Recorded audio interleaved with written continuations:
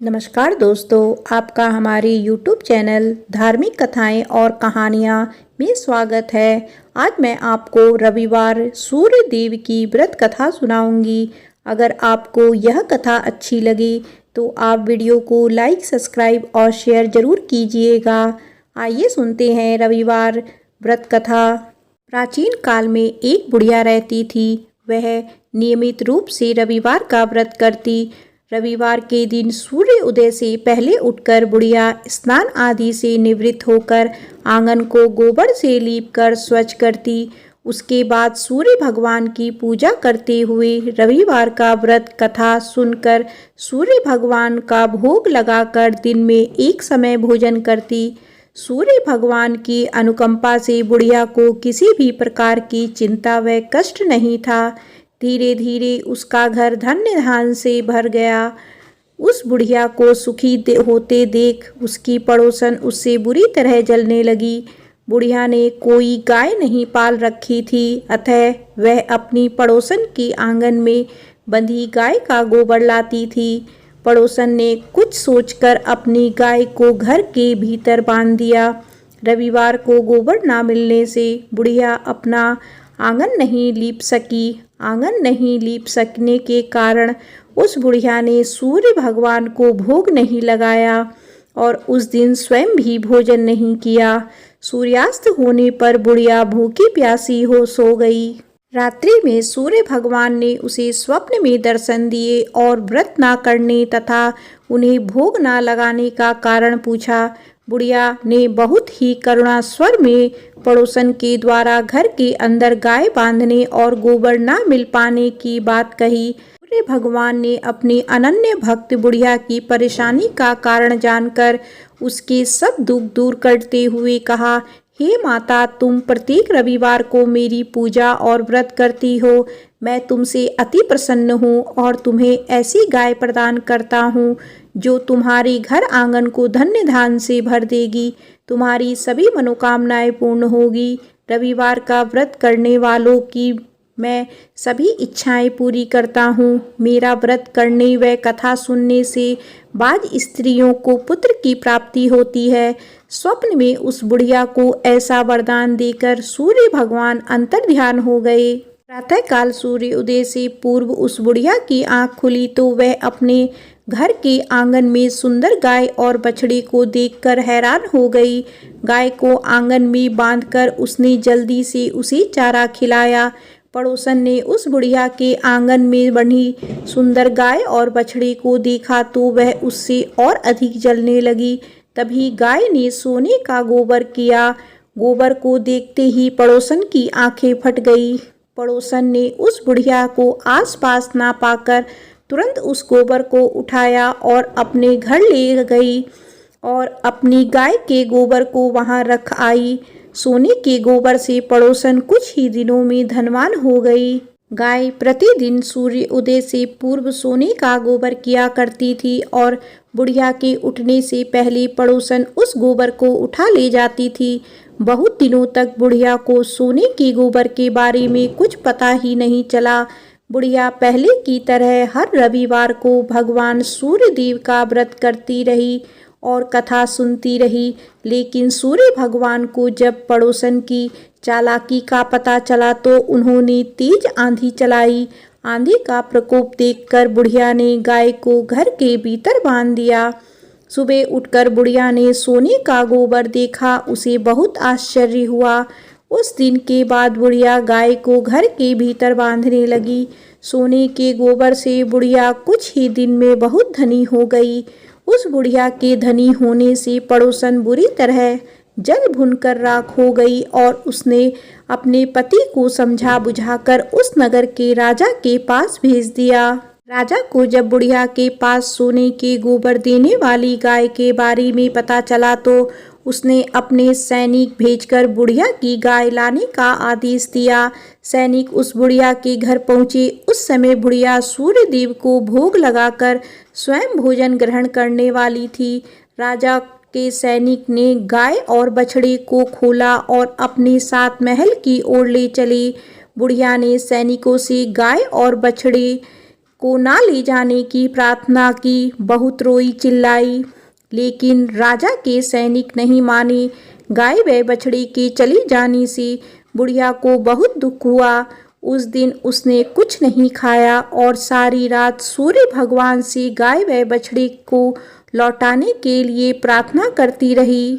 सुंदर गाय को देखकर राजा बहुत खुश हुआ। सुबह जब राजा ने सोने का गोबर देखा तो उसके आश्चर्य का ठिकाना ना रहा। उधर सूर्य भगवान को भूखी प्यासी बुढ़िया को इस तरह प्रार्थना करते देख उस पर बहुत करुणा आई। उसी रात सूर्य भगवान ने राजा को स्वप्न में कहा, राजन, बुढ़िया की गाय और बछड़ा तुरंत लौटा दो, नहीं तो तुम पर विपत्तियां का पहाड़ टूट पड़ेगा, तुम्हारा महल नष्ट हो जाएगा। सूर्य भगवान के स्वप्न से बुरी तरह भयभीत राजा ने प्रातः उठते ही गाय और बछड़ा बुढ़िया को लौटा दिया। राजा ने बहुत सा धन देकर बुढ़िया से अपनी गलती के लिए क्षमा मांगी। राजा ने पड़ोसन और उसके पति को उसकी इस दुष्टता के लिए दंड दिया। फिर राजा ने पूरे राज्य में घोषणा करवाई कि सभी स्त्री पुरुष रविवार का व्रत किया करें। रविवार का व्रत करने से सभी लोगों के घर धन्य धान्य से भर जाएंगे। चारों ओर खुशियां छा गई। सभी लोगों के शारीरिक कष्ट दूर हो गए। राज्य में सभी स्त्री पुरुष सुखी जीवन यापन करने लगे। बोलो सूर्य भगवान की जय। आइए सुनते हैं भगवान सूर्य नारायण की कथा। एक ब्राह्मण था, वह सूरज भगवान का भक्त था। नहाता धोता कहानी कहता था, पर कमाता कुछ भी नहीं था। ब्राह्मण घर में रहता तो ब्राह्मणी बार बार कमाने के लिए परेशान करती। बाहर कहीं जाता तो अड़ोसी पड़ोसी भी उसे निकम्मा कहकर अपमानित करते। अतः एक दिन वह नहा धोकर अपने पूजन की सामग्री लेकर वह जंगल में चला गया। वहाँ एक सूखे पीपल का पेड़ के नीचे बैठकर पूजा पाठ करी और सूरज भगवान की कथा कही। वहाँ पीपल के पास एक सूखा सा तालाब भी था। उसमें थोड़ा सा ही पानी था। उसी पानी से लोटा भरकर सूर्य भगवान को जल चढ़ाया। पूजा का जल बहकर पीपल और सूखे तालाब में भी गया। जल के जाते ही सूखा पीपल हरा भरा तथा सूखा तालाब साफ पानी से भर गया। उस जल में सूर्य भगवान दिखाई देने लगे और कहने लगे, ब्राह्मण, मांग तू क्या मांगता है। ब्राह्मण ने सुना तो वो घबरा गया। सोचने लगता है पीपल में कोई भूत रहता है। रोज जब वह पूजा करता तभी आवाज आती। सुन सुनकर वह चिंता के कारण दुबला होने लगा। ब्राह्मणी कभी कभी ब्राह्मण से मिलने जंगल आती थी। उसने ब्राह्मण से पूछा, आप प्रतिदिन दुबले क्यों हुए जा रहे हैं। तब ब्राह्मण ने सारा हाल बताया। तब ब्राह्मणी ने कहा कि आपके बाद ही आवाज़ आती है ना। मुझे तो लगता है कि सूर्य भगवान स्वयं आते हैं। इस बार जब आवाज़ आए तो तुम सब कुछ मांग लेना। ब्राह्मण ने बोला, कैसे मांगूं? ज़्यादा कुछ कहना होगा तो मैं भूल जाऊंगा। कोई ऐसी तरकीब बताओ जिससे कम शब्दों में ज़्यादा कुछ मिल जाए। ब्राह्मणी ने कहा, तुम इस प्रकार कहना, 9 खंडे महल के अंदर सोने के पालने में पड़पोते को दास दासियां द्वारा खिलाते अपनी आँखों से देखूं। इस प्रकार लंबी उम्र, महल, बेटे पोते, पड़पोते और धन सब मिल जाए। क्योंकि जब धन होगा तभी तो सोने का पलंग, दास दासियां होंगे और आंखें घुटने ठीक होंगे। तभी तो पड़पोते को सोने के पालने में झूला झूला सकेंगे और देख सकेंगे। दूसरे दिन पूजा के बाद आवाज़ आई तो ब्राह्मण ने वैसा ही कहा जैसा ब्राह्मणी ने समझाया था। सूरज भगवान ने कहा, दिखने में तो भोला भाला लगता है, पर एक ही बार में सब मांग लिया। सूरज भगवान ने कहा, जा तेरी इच्छा पूरी होगी। ब्राह्मण जंगल से घर आया तो देखा कि उसकी टूटी हुई झोपड़ी की जगह एक नौखंडा महल खड़ा है। दास दासी आ जा रहे थे। ब्राह्मण ने उनसे कहा, यहाँ मेरी झोपड़ी और बूढ़ी ब्राह्मणी थी, कहाँ गई? उस समय महल की खिड़की से एक सुंदर औरत गहनों और सुंदर कपड़ों से सजी हुई बाहर आई और ब्राह्मण से बोली, आ जाओ, ये अपना ही घर है। सूरज भगवान ने तुम्हारी मनोकामना पूर्ण कर दी है। ब्राह्मण ने कहा, हम इतने धन का क्या करेंगे? ब्राह्मणी ने कहा, धन से क्या नहीं होता, दान पुण्य यज्ञ होम करेंगे। फिर ब्राह्मण ने वैसा ही किया। अब सब राजा की जगह ब्राह्मण का गुणगान करने लगे। राजा ने यह सब सुनकर ब्राह्मण को बुलाया और पूछा, कल तक तो आपको खाना भी नहीं मिलता था, आज ये धन कहाँ से आ गया? कहाँ से चोरी डाका डाला? ब्राह्मण ने कहा कि यह सब तो सूर्य भगवान की कृपा है और सारी कहानी राजा को बता दी। राजा ने कहा, मेरे पुत्र नहीं है तो मुझे क्या करना चाहिए? ब्राह्मण ने राजा को सूर्य भगवान की पूजा की विधि बताई। राजा ने वैसा ही किया जो उसके पुत्र हो गया। सब लोग सूर्य भगवान की जय जय बोलने लगे। हे सूर्य भगवान, जैसा ब्राह्मण और राजा की मनोकामना पूर्ण की, वैसी सबकी करना। कहानी कहने वाले की, कहानी सुनने वालों की, सबकी मनोकामना पूर्ण करना। बोलो सूर्य भगवान की जय। आइए सुनते हैं सूरज भगवान की रोट के व्रत वाली कहानी। किसी गांव में एक माँ और उसकी बेटी दोनों सूरज जी की व्रत किया करती थी। एक बार सूरज जी के व्रत वाले दिन माँ ने बेटी से कहा, मैं पानी लेने जा रही हूँ, तू 2 रोट बना कर रख लेना। एक छोटा और एक बड़ा रोट बनाना जो हम पूरा खा सकें, क्योंकि रोट को जूठा नहीं छोड़ते। रोट के आटे में नमक मत डालना, यह अलुना होता है। माँ पानी भरने चली गई और बेटी रोट बनाने लगी। तभी सूरज भगवान एक साधु बाबा का वेश बनाकर वहाँ आए और भिक्षा मांगने लगे। लड़की ने कहा, मेरी माँ का रोट तो बन गया है, पर मेरा रोट बनेगा, उसमें से आपको दूंगी। बाबा ने कहा, जो रोट बन चुका है उसी में से दे दो, नहीं तो मैं जा रहा हूँ। लड़की ने माँ के रोट में से टुकड़ा तोड़ कर दे दिया। जब माँ वापस आई तो बहुत नाराज हुई और बोली, हे लड़की, मेरी रोटी का टुकड़ा दे दिया, मेरी रोटी मुझे साबुत दे। वह लड़की को मारने लगी। लड़की डर कर जंगल में भाग गई और एक पेड़ पर चढ़कर बैठ गई। सूरज भगवान ने सोचा, बेचारी लड़की को मेरे कारण घर से निकलना पड़ा, इसीलिए इसकी रक्षा मुझे ही करनी पड़ेगी। सूरज भगवान रोज उसके लिए चूरमे का एक लड्डू और 1 लोटा पानी भेज देते थे।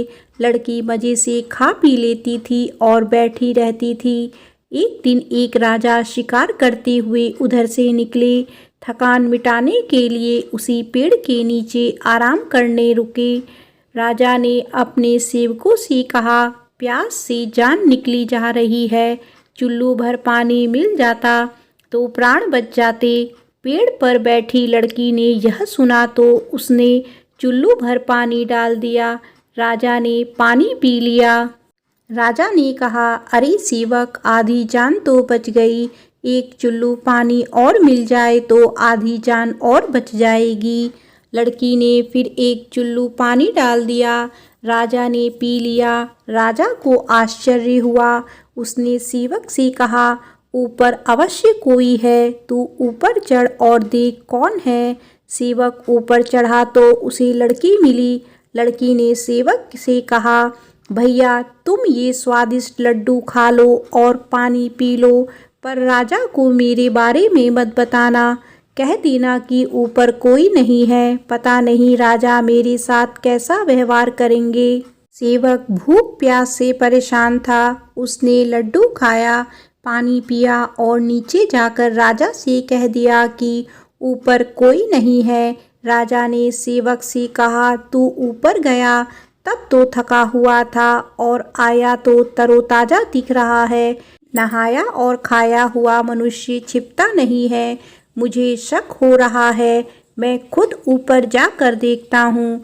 राजा पेड़ पर चढ़ा, वहाँ सुंदर सी ब्राह्मण कन्या को पाया। राजा ने कहा, डरो नहीं, तुम बहुत सुंदर हो, मेरे साथ चलो, मैं तुमसे विवाह करना चाहता हूँ। लड़की राजा के साथ चली गई। राजा ने उसके साथ विवाह कर लिया। साल भर में ही उसने एक सुंदर बालक को जन्म दिया। उसकी अन्य रानियां उसकी देवरानी, जेठानी और उसके पुत्र की सुंदरता से जलने लगी थी। सूरज भगवान का व्रत आया। लड़की रानी ने व्रत के लिए रोट बनाया। दूसरी रानियों ने राजा से कहा, तुम्हारी नई रानी को रोट बनाना नहीं आता, उसका बनाया हुआ रोट खाओगे तो आपका पेट दुखेगा, रानी खाएगी तो कुंवर का पेट दुखेगा। नई रानी ने यह सब बात सुन ली और उसने रोट को थाली के नीचे छुपा दिया और सूर्य भगवान से सहायता के लिए प्रार्थना करने लगी। राजा ने जब पूछा कि थाली के नीचे क्या है, तो उसने कहा कि मेरे गरीब पीहर से आया हुआ उपहार है। राजा ने थाली उठाई तो देखा उसके नीचे सोने का चक्र था। राजा ने कहा, वाह, गरीब पीहर वालों का ऐसा उपहार। नई रानी चुप रही। एक दिन रानी खिड़की में खड़ी थी, तभी उसे अपनी माँ दिखाई थी, जो दरिद्र अवस्था में छाजले बेच रही थी। उसने सोचा, माँ को यहाँ बुला लें तो यहाँ आराम से रह लेगी। इतने नौकर चाकरों में वह भी कुछ काम कर लेगी और किसी को पता भी नहीं चलेगा। उसने माँ को बुलाया। रानी की माँ आते ही वही बात दोहराने लगी, हे लड़की, मेरी रोटी का टुकड़ा दे दिया, मुझे मेरी साबुत रोटी दे। रानी ने सोचा, कहीं सबको पता ना चल जाए कि मैं अपनी माँ को इस तरह महल में बुलाया है, मुसीबत हो सकती है। उसने माँ को चुपचाप एक कमरे में रहने को कहा, बाहर से ताला लगा दिया। रानी की देवरानी, जेठानी व अन्य रानियां राजा से कहने लगी कि रानी का व्यवहार संदेह पैदा करता है। एक औरत महल में घुसी थी पर वह वापस नहीं निकली। छोटी रानी यह सुन लिया। वह सूर्य भगवान से इस विपत्ति से बचने की प्रार्थना करने लगी। राजा ने वहां आकर उस कमरे की चाबी मांगी। राजा ने कमरा खोला तो वहां सोने की एक मूर्ति थी। राजा ने पूछा, यह मूर्ति कहाँ से आई? रानी ने कहा, मेरे गरीब से पीहर का उपहार है। राजा ने कहा, तुम्हारे गरीब पीहर से इतने कीमती उपहार आते हैं, मुझे तुम्हारा पीहर देखना है, हम वहाँ चलेंगे। रानी ने फिर सूरज भगवान से मदद मांगी। सूरज भगवान ने कहा कि मैं सवा पहर की व्यवस्था तो कर दूंगा, लेकिन फिर मुझे दूसरी नगरी में उजाला करने जाना होगा। सूर्य भगवान ने जंगल में माया नगरी बसा दी। महल, झरोखे, बाग बगीचे, रिश्तेदार आदि सब माया से बना दिए। महल की रसोई में कई प्रकार के व्यंजन बन रहे थे। सबसे मिलकर और खा पी कर रानी ने राजा से वापस चलने को कहा।